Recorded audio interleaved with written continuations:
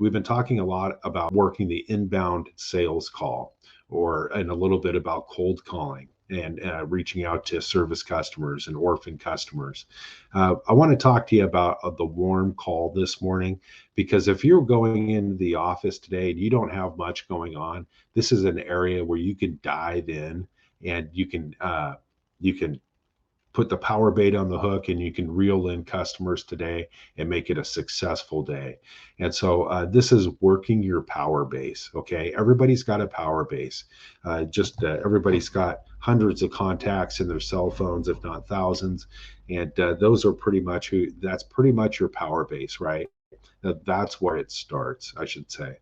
So we want to go through, and we're talking about friends, family, past coworkers.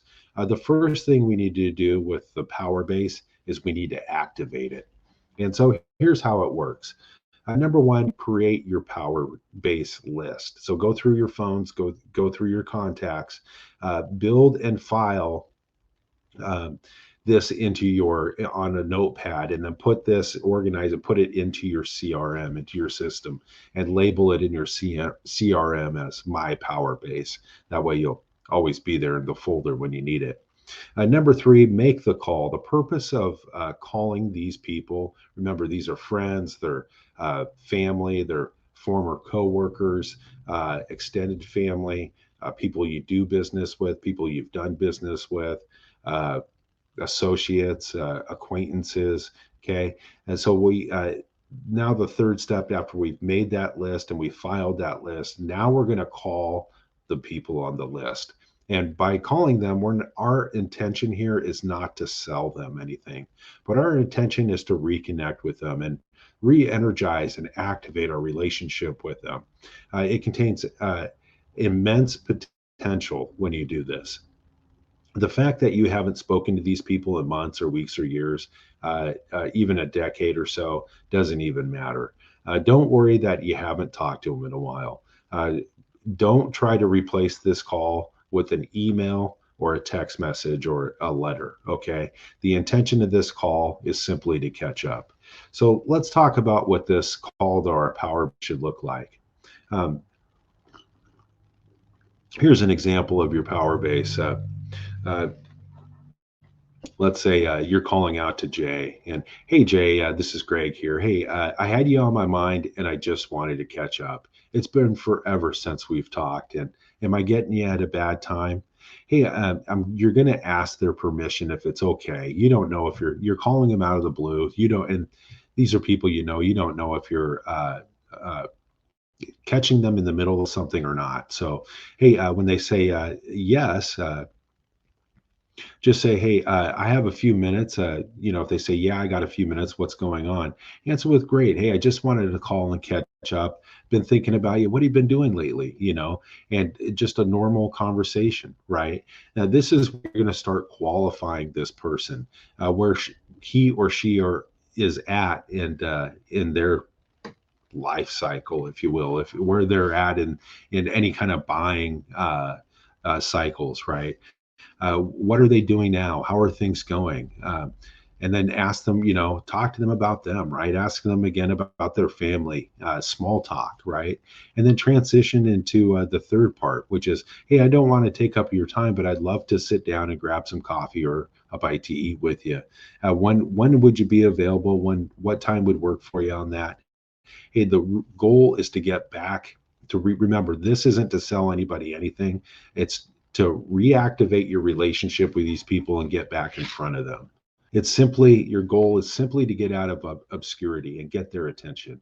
Yeah, maybe you get lucky, and maybe they'll just buy your product just from asking what you do. But more than likely, it's going to help you expand your power base and bring some business to you in the future. Okay.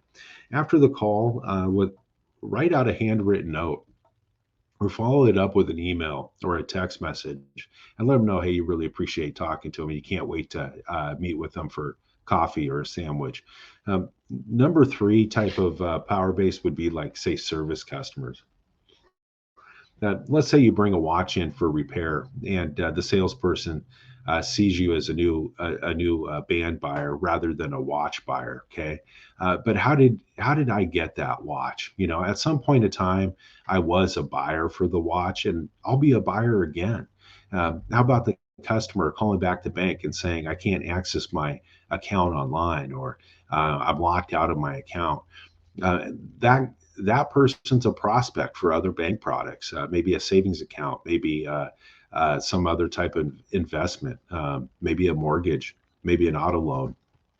So, but nobody ever really thinks about that. And so, what we want to do is we want to get our thinking outside of our box, right? We want to expand our thinking on how we can maximize every opportunity.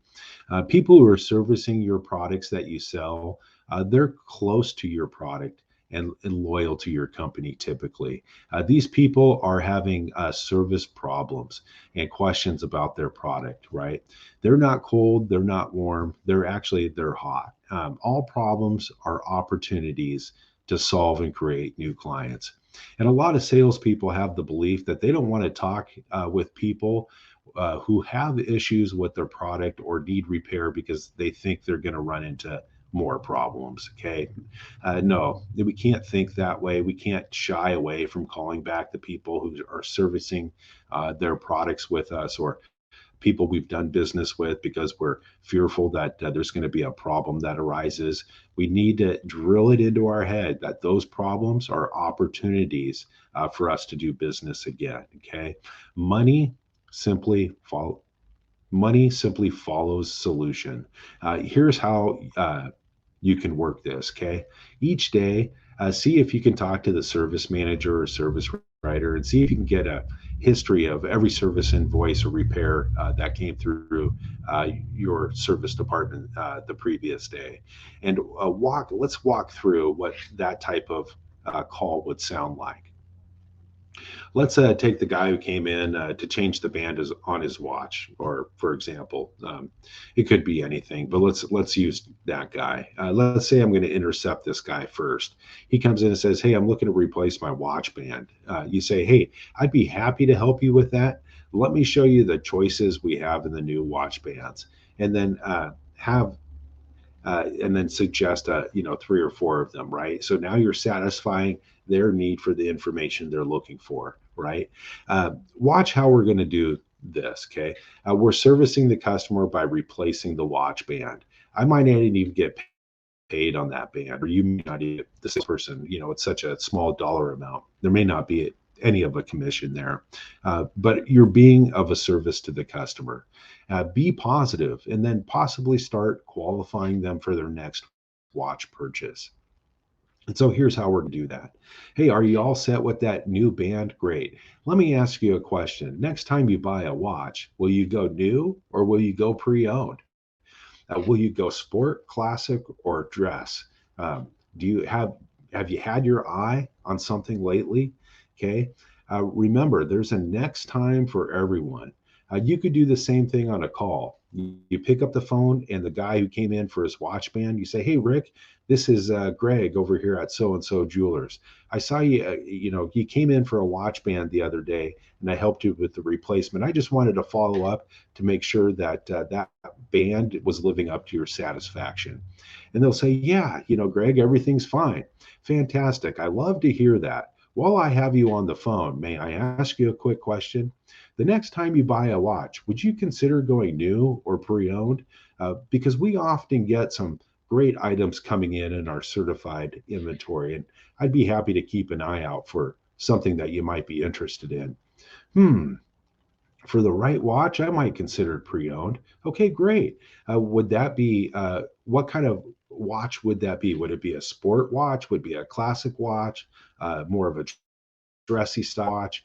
Are you looking for any particular type of bands on that watch? And they'd say, "Hey, yeah, I like the classic stuff." Well, wonderful. We actually have some lovely pieces coming in later this month. Give me your cell phone number and I could text you some photos when they come in. See, this is all about being of a service to the customer.